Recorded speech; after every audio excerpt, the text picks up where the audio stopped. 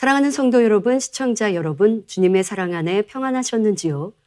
데살로니가전서 5장 22절에 악은 모든 모양이라도 버리라 말씀하십니다.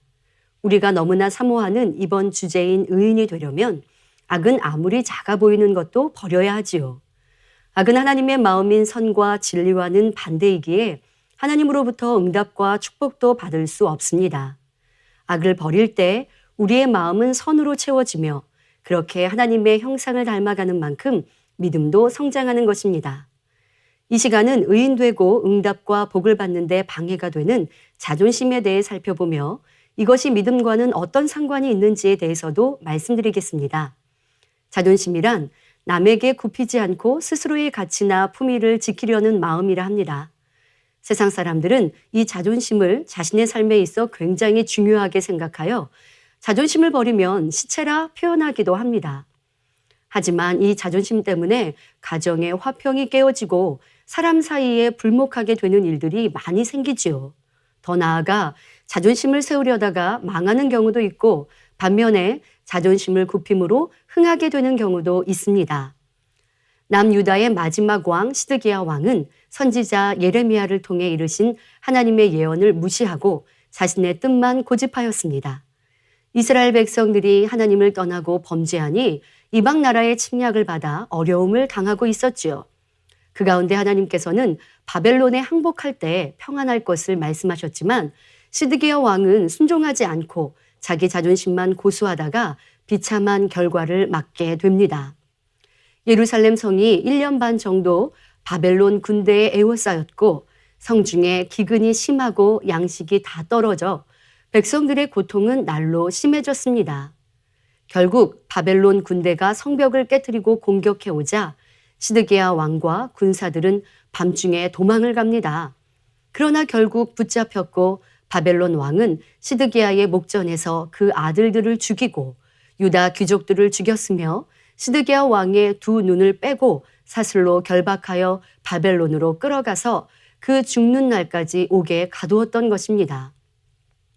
하나님께서는 이러한 결말을 다 아시니 피할 길을 주시며 바벨론에 항복하라 하셨는데 자존심을 세우며 자신의 뜻대로만 했기에 그 결말이 참으로 비참한 것을 볼 수 있습니다. 그 자존심으로 민족이 망하고 가족 또한 파멸되었던 것입니다. 반대로 다윗은 어떠했습니까? 사울 왕은 다윗이 백성들에게 크게 사랑을 받자 이에 시기하여 다윗을 죽이려 합니다. 다윗을 심히 미워하여 다윗이 숨어 있었던 곳에도 해를 가하는 상황이니 다윗은 어쩔 수 없이 다른 나라로 도망합니다. 결국 사울 왕을 피해 블레셋에 속한 가드 왕 아기스에게 간 일이 사무엘상 21장에 기록되어 있습니다. 블레셋은 이스라엘의 적국이었고 다윗은 블레셋과의 전투를 승리로 이끈 장수였지요. 그러니 아기스의 신하들이 다윗을 의심하였습니다. 이를 안 다윗은 가드왕 아기스 앞에서 미친 사람 같은 행동을 합니다. 다윗 자신은 아무 힘이 없어 그들을 해칠 수 없음을 보이며 안심시키기 위해 미친 채 하고 대문짝에 그적거리며 침을 수염에 흘리기까지 하였던 것입니다. 아기스 왕은 이런 다윗의 행함을 보고 안심하며 다윗에게 어떤 해도 가하지 않았지요. 사무엘상 21장 14절부터 15절에 너희도 보거니와 이 사람이 미치광이로다. 어찌하여 그를 내게로 데려왔느냐. 내게 미치광이가 부족하여서 너희가 이 자를 데려다가 내 앞에서 미친 짓을 하게 하느냐. 이 자가 어찌 내 집에 들어오겠느냐 하며 다윗을 쫓아 보냈습니다. 다윗은 죽임을 당할 수 있는 상황에 지혜롭게 행동함으로 무사히 빠져나올 수 있었던 것입니다. 하지만 이는 자존심을 내려놓았기에 가능한 행동이었지요. 사실 다윗은 모든 사람이 두려웠던 블레셋 거인 장수 골리앗을 물맷돌만 가지고도 쓰러뜨렸던 용맹한 사람이었습니다. 많은 전쟁을 승리로 이끌었으며 백성들의 높임과 사랑을 받았던 장수였지요.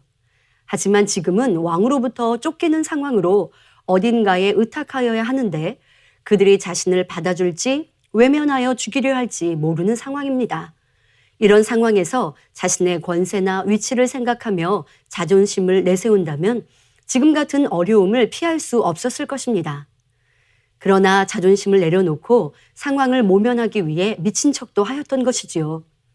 이렇게 다윗은 자신의 상황을 그대로 받아들여 자신의 몸을 낮춤으로 어려움을 잘 피하였고 살아서 후일을 도모할 수 있었던 것입니다. 그리고 다윗이 이스라엘 왕이 된 후에는 블레셋을 완전히 굴복시켰고 조공을 바치는 나라로 만들었습니다.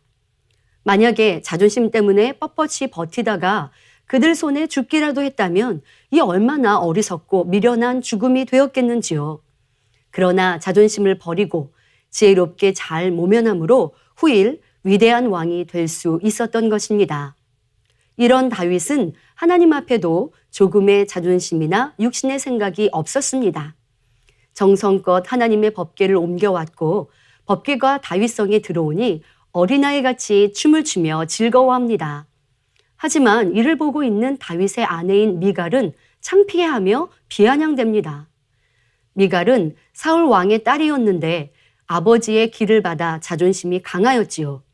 사무엘하 6장 20절에 가로되 이스라엘 왕이 오늘날 어떻게 영화로우신지 방탕한 자가 염치 없이 자기의 몸을 드러내는 것처럼 오늘날 그 신복의 계집종의 눈앞에서 몸을 드러내셨도다 합니다. 다윗은 남편이며 왕인데 어찌 이렇게 비아냥대며 말할 수 있습니까? 왕은 하나님의 법궤를 모셔오니 심히 기뻐 춤을 추며 즐거워하는데 함께 즐거워하지도 않으면 물론 악한 말을 내고 있습니다. 이는 그 마음에 악이 심히 많고 자존심이 강하니 다윗 왕의 선과 옳은 행동을 깨닫지 못하는 것이지요. 이에 대해 사무엘하 6장 21절부터 22절에 다윗이 미갈에게 이르되 이는 여호와 앞에서 한 것이니라. 저가 내 아비와 그 온 집을 버리시고 나를 택하사 나로 여호와의 백성 이스라엘의 주권자를 삼으셨으니 내가 여호와 앞에서 뛰놀리라. 내가 이보다 더 낮아져서 스스로 천하게 보일지라도 내가 말한 바 계집종에게는 내가 높임을 받으리라 한지라. 23절에 그러므로 사울의 딸 미갈이 죽는 날까지 자식이 없으니라 하였지요. 미갈은 자존심이 강하고 교만하니 자신의 생각과 교양에 맞추어 쉽게 판단, 정죄하는 죄까지 짓는 것을 봅니다. 그리고 그 최후는 비참하였지요. 사랑하는 성도님들, 혹시 여러분도 하나님께 자존심과 교만을 가지고 있지 않은지 또 그 자존심으로 악을 행하지는 않는지 살펴보시기 바랍니다. 우리가 어찌 전능하신 하나님 앞에 자존심을 내세우겠습니까? 하지만 버리지 않으면 여러 모양과 생각으로 나오는 것을 봅니다. 예를 들어 나는 세상에서 지위도 있고 권세도 있으니 거룩한 모습이어야 한다 생각하며 부르짖어 기도하지도 않고 율동하며 춤추어 찬양하지도 않지요. 그리고 그것이 거룩하며 나의 직분과 사명에 맞다 생각합니다. 하지만 하나님 앞에 찬양하고 기도하는 것인데 어찌 자존심으로 높아진 모습을 주장할 수 있겠습니까? 다윗 왕의 고백처럼 우리는 하나님 앞에 낮아지고 하나님을 영화롭게 하여야 하지요. 자신의 신앙생활 속에 이런 자존심은 있지 않았는지 살펴보시기 바랍니다.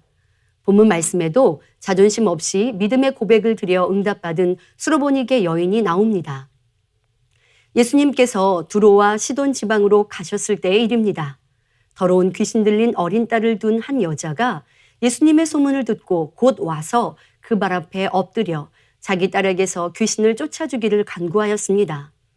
그 여자는 이방 헬라인이요 수로보니게 족속이었습니다. 예수님께서는 그에게 한 말씀도 대답지 아니하셨지요. 그래도 여자가 계속해서 소리를 지르며 애원하자 제자들이 나섭니다. 저 여인이 우리 뒤에서 소리 지르니 보내시라고 예수님께 청하였던 것입니다. 그러자 예수님께서는 그 여인에게 말씀하십니다.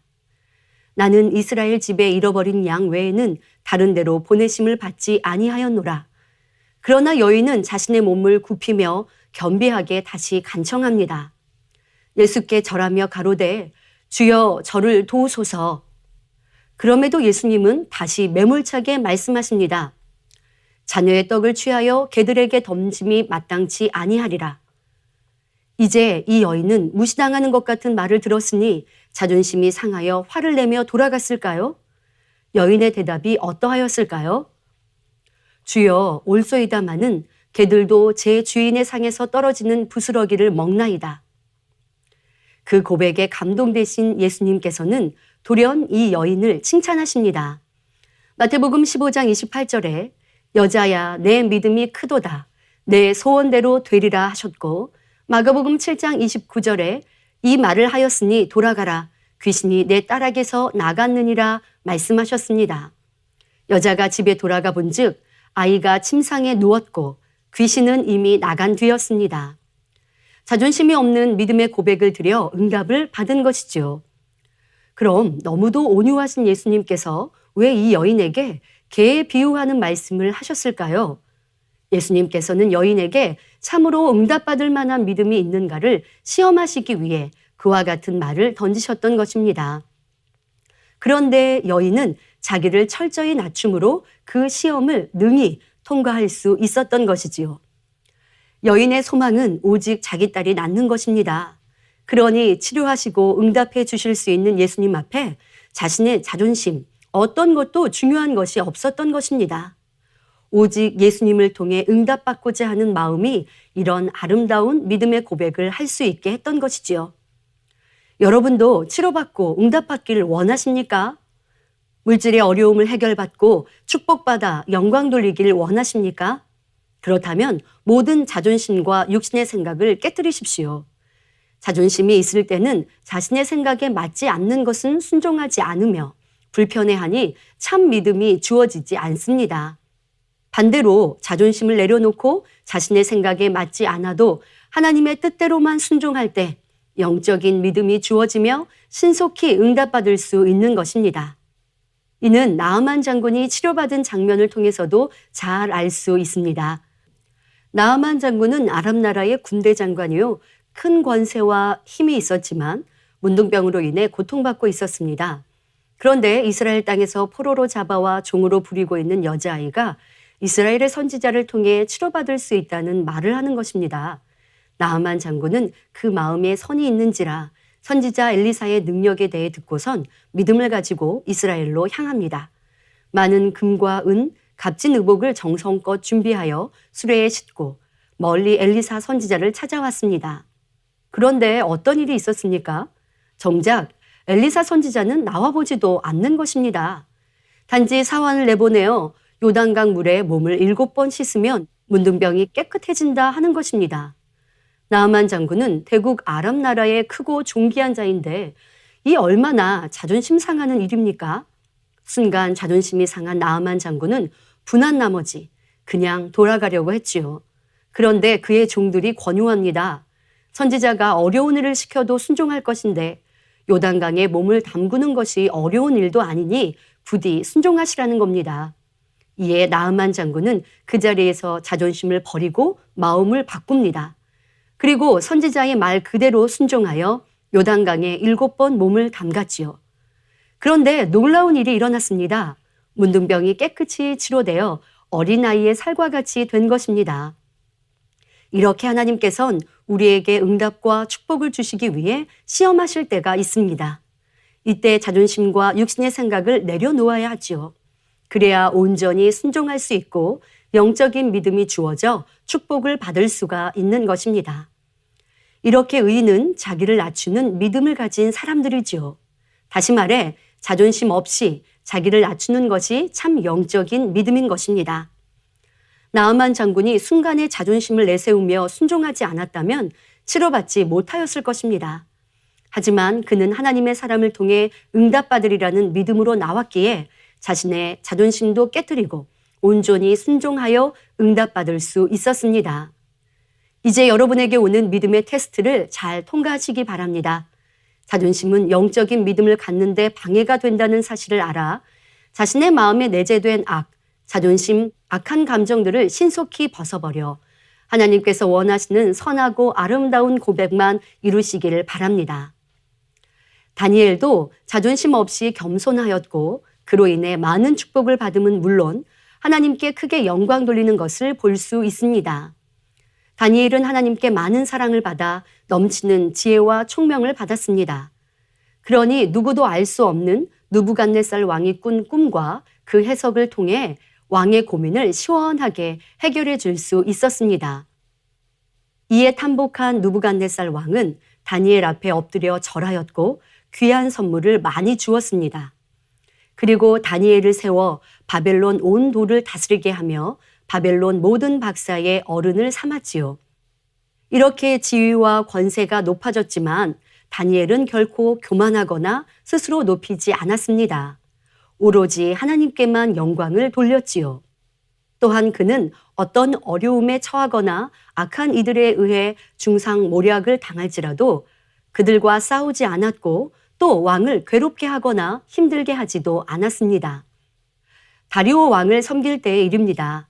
다니엘은 수석 국무총리로 왕의 신임을 가장 많이 받고 있었는데 이를 시기하는 다른 사람들이 괴계를 부려 다니엘을 죽이려 합니다. 이 사실을 알게 된 다니엘은 그들과 싸우려 하지도 왕을 힘들게 하지도 않았습니다. 아무와도 다투지 않고 어떤 일에도 혈기내지 않으며 어떤 어려움에도 탄식이나 원망, 시시비비하지 않고 오직 하나님의 뜻에 맡기는 것을 볼 수 있습니다. 보통 왕에게 신임과 사랑을 받으면 자신의 어려움이나 힘든 일, 피해가 될 일이 있을 때 왕에게 고하며 도움을 구하려 할 것입니다. 하지만 다니엘은 왕에게 어떤 나쁜 말이나 자신의 유익을 구하는 말도 하지 않으며 무엇보다 사람을 의지하는 것이 아닌 전지전능하신 하나님만을 의지하는 믿음으로 행하였던 것을 볼 수 있습니다. 죽음의 위협 앞에도 묵묵히 하나님의 뜻대로 행하였고 오직 하나님께 맡겨드렸지요. 결국 악한 이들의 계획대로 사자굴에 던져지게 됩니다. 하지만 사자굴에 던짐을 받았어도 왕 앞에 조금도 서운해하지 않습니다. 이런 믿음과 선의 사람인 다니엘을 하나님이 그냥 두고 보시겠습니까? 하나님이 보시기에 기쁘시고 사랑스러우시니 굶주려 사람의 뼈까지도 움켜 삼킬 것 같은 성난 사자라도 다니엘을 어찌할 수 없었습니다. 하나님이 그 천사를 보내어 사자들의 입을 봉하셨기 때문이지요. 다니엘을 귀히 여기며 사랑하는 왕은 걱정이 되어 이튿날 새벽 굴로 달려와 사시는 하나님의 종 다니엘아, 너의 항상 섬기는 내 하나님이 사자에게서 너를 구원하시기에 능하셨느냐 하며 슬피 소리질러 다니엘을 부릅니다. 사자 앞에서 한밤을 보낸 다니엘에게 자존심이나 악한 감정이 조금이라도 있었다면 왕에게 서운해하며 원망하는 말을 하겠지만 다니엘은 결코 그리하지 않았지요. 오직 선한 고백만 이루는 것을 볼 수 있습니다. 왕이여 원컨대 왕은 만세수를 하옵소서. 그리고 사신 하나님께서 나를 살려주셨음을 고백합니다. 왕은 심히 기뻐 다니엘을 끌어올렸고 다리오 왕은 온 땅에 조서를 보내어 사신 하나님을 높이며 크게 영광을 돌립니다. 그리고 다니엘을 참소한 사람들을 끌어와 그 처자와 함께 사자굴에 던졌고 그들이 굴 밑에 닿기 전에 사자가 그들을 움켜 그 뼈까지도 부서뜨렸지요. 이렇게 어떤 자존심이나 악의 없이 하나님을 온전히 의뢰하는 자에게 하나님은 형통함은 물론 말할 수 없는 축복을 주십니다. 잠언 22장 4절에 겸손과 여호와를 경외함의 보응은 재물과 영광과 생명이니라 하신 대로입니다. 사도 바울은 또 어떠하였습니까?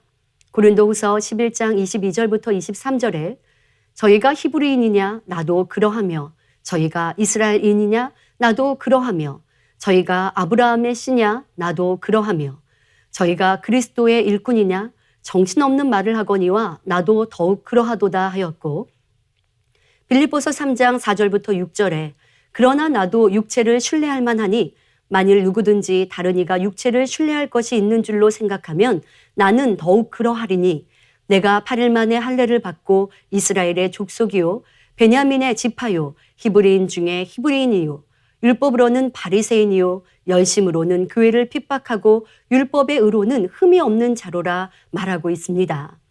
이와 같이 사도 바울은 모든 것을 갖추고 자랑할 것이 많이 있었지만 결코 자신을 드러내거나 높이지 않았습니다.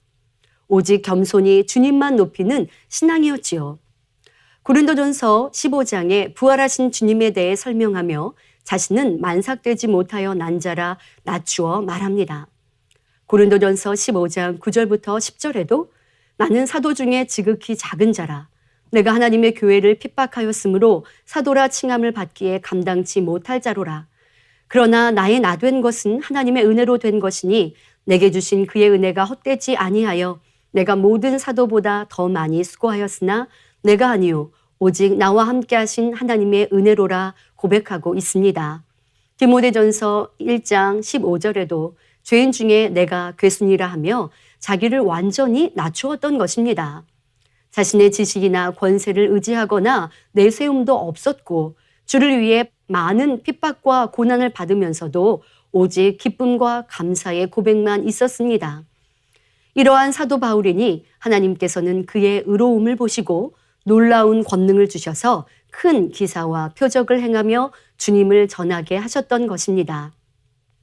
사도행전 19장 12절에 심지어 사람들이 바울의 몸에서 손수건이나 앞치마를 가져다가 병든 사람에게 얹으면 그 병이 떠나고 악귀도 나가더라 했습니다.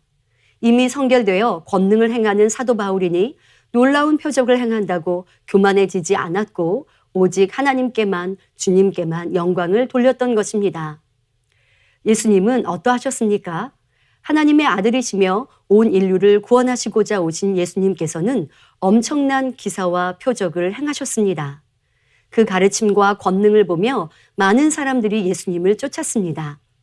예수님은 얼마든지 자기를 내세울 수 있는 분이십니다. 하지만 예수님은 오직 모든 영광을 하나님께 돌리셨지요. 요한복음 7장 16절부터 18절에 예수께서 대답하여 가라사대 내 교훈은 내 것이 아니요 나를 보내신 이의 것이니라. 사람이 하나님의 뜻을 행하려 하면 이 교훈이 하나님께로서 왔는지 내가 스스로 말함인지 알리라. 스스로 말하는 자는 자기 영광만 구하되 보내신 이의 영광을 구하는 자는 참되니 그 속에 불의가 없느니라 하셨고 요한복음 12장 49절부터 50절에 내가 내 자유로 말하는 것이 아니요 나를 보내신 아버지께서 나의 말할 것과 이를 것을 친히 명령하여 주셨으니 나는 그의 명령이 영생인 줄 아노라. 그러므로 나의 이르는 것은 내 아버지께서 내게 말씀하신 그대로 이루노라 하시며 모든 영광을 오직 아버지께만 돌렸던 것입니다. 이처럼 하나님의 아들이신 예수님께서도 아버지 하나님 앞에서 자신을 철저히 낮추셨던 것입니다. 예수님의 자신을 낮추심은 결국 십자가의 죽으심으로 나타났지요. 빌립보서 2장 6절부터 8절에 그는 근본 하나님의 본체시나 하나님과 동등됨을 취할 것으로 여기지 아니하시고 오히려 자기를 비어 종의 형체를 가져 사람들과 같이 되었고 사람의 모양으로 나타나셨음에 자기를 낮추시고 죽기까지 복종하셨으니 곧 십자가의 죽으심이라. 만왕의 왕이요 만주의 주 되신 주님도 자신을 낮추시고 순종의 삶을 사셨습니다. 만약 예수님께 조금의 자존심이 있었다면 십자가에 달리신 예수님을 향해 야유하며 내가 다른 사람은 구원하였으되 너는 구원하지 못하느냐? 십자가에서 내려와 너를 구원하라 하는 이들에게 용서의 기도를 하지 못하셨을 것입니다. 하지만 그 마음에 조금의 자존심도 없으니 묵묵히 하나님의 뜻만 구하며 죽기까지 복종하심으로 우리의 구세주가 되어주셨지요. 이러한 주님을 믿고 그 길을 따라가고자 하는 이들이라면 그 마음에 모든 자존심을 신속히 버려야 할 것입니다. 평상시에 교만하지 않고 남을 무시하거나 하대하지 않아 나는 자존심을 버렸다 생각할 수 있습니다. 하지만 어떤 상황을 만나면 자존심이 올라오기도 하지요. 나는 최선을 다했고 잘못한 일이 없는데 책망이나 지적을 받습니다. 이럴 때 자존심이 있는 사람이라면 마음이 상하며 속상해하지요. 하지만 자존심이 없다면 어떤 의미로 권면을 하시는지 그 뜻을 살피고 그 마음을 알고자 할 것입니다. 어떤 오해나 서운함도 갖지 않지요. 잠언 13장 10절에 교만에서는 다툼만 일어날 뿐이라 권면을 듣는 자는 지혜가 있느니라 하셨습니다. 또 상대가 나를 무시한다면 여러분 마음은 어떠하십니까? 나보다 권세 있고 힘 있는 사람이 무시해도 기분 나쁜 일인데 그렇지 않은 사람이 무시하는 말이나 행동을 한다면 어떠하셨습니까? 자존심이 상하니 화를 내거나 같이 무시하지는 않았나요? 또 내 안에 자존심이 있으면 높아지고자 하며 섬김받고자 합니다. 하지만 성경은 마태복음 18장 4절에 그러므로 누구든지 이 어린아이와 같이 자기를 낮추는 그 이가 천국에서 큰 자니라. 마태복음 23장 11절에 너희 중에 큰 자는 너희를 섬기는 자가 되어야 하리라. 그러니 이 무익하고 악한 자존심을 신속히 버리고 하나님께서 인정하시는 큰 자가 되시기 바랍니다. 사랑하는 성도 여러분, 이 시간은 수로보니게 여인을 통해 자존심 없이 겸비함으로 선과 믿음의 고백을 하여 응답받은 것을 말씀드렸습니다. 그러니 우리 성도님들도 이제부터는 선한 말, 믿음의 고백만 하여야겠지요. 하지만 이런 고백은 아무리 준비하고 연습한다고 온전히 이룰 수 있는 것이 아닙니다. 그 마음이 선과 진리로 채워지지 않으면 아무리 생각하고 있다고 해도 이러한 고백이 바로 나올 수 없지요. 수르보니게 여인은 그저 자기 딸을 고침받게 하겠다는 소원만을 위해서 선한 말을 한 것이 아니라 이 여인의 중심이 이미 겸비한 마음이요 의로운 마음이었기에 선한 대답이 나올 수 있었던 것입니다. 순간의 지혜를 짜내서 선하고 감동스러운 말을 한 것이 아니라 이미 그 중심에 선이 있었기에 가능했다는 것입니다. 이것이 바로 의인이 믿음으로 산다는 것이지요. 그 마음이 진리로 채워져 있기에 어떤 상황에도 믿음의 고백이 나오며 믿음의 행함이 나온다는 것입니다. 평상시에는 악을 행하고 교만하며 자존심을 세우다가 문제 앞에서만 겸손해질 수는 없습니다. 항상 그 삶이 의로웠기에 혹 어려움과 문제가 오더라도 선과 의를 행하는 믿음이 나오더라는 것입니다. 의인이 되면 문제들에 부딪혔을 때 다니엘처럼 사도 바울처럼 믿음으로 고백하게 되는 것이고 믿음으로 행하여 놀라운 하나님의 역사를 체험할 수 있는 것입니다. 그러니 모든 성도님들도 신속히 악을 벗고 아름다운 선의 마음을 이루시기 바랍니다. 자신을 드러내어 자랑하지 않고 온유하고 선하며 낮아지며 섬기는 마음, 내가 손해를 본다 할지라도 상대에게 유익이 되면 희생해 줄 수 있는 영적인 사랑의 모습. 하나님께서는 이러한 마음을 기뻐하시며 그런 자녀들의 간구와 기도에 귀를 기울이시지요. 반대로 하나님은 교만한 자를 싫어하십니다. 잠언 16장 5절에 물은 마음이 교만한 자를 여호와께서 미워하시나니 하셨지요. 그러니 우리 모두는 자존심을 십자가에 못 박아 버리고 아름다우신 주님의 마음을 닮아 하나님께 사랑받고 축복받는 성도님들이 되시길 바랍니다. 말씀 상고하시며 기도하시겠습니다. 좋으신 아버지 하나님 감사합니다. 오늘은 자존심을 버리고 겸비하고 겸손한 선한 고백을 이루어 예수님께 응답과 축복을 받았던 수로보니게 여인에 대해 살펴보았습니다. 우리 마음에 어떠한 자존심이 있는지 그 자존심이 어떠한 모양으로 나오는지 살펴 신속히 벗어 버리게 하시고 이제는 주님과 같은 아름다운 섬김의 모습을 닮아가는 성도님들 되게 하시고 그러한 믿음과 의로운 행함으로 응답과 축복을 받기에 부족함이 없도록 축복하여 주옵소서. 감사하며 우리 주 예수 그리스도의 이름으로 기도하옵나이다. 아멘.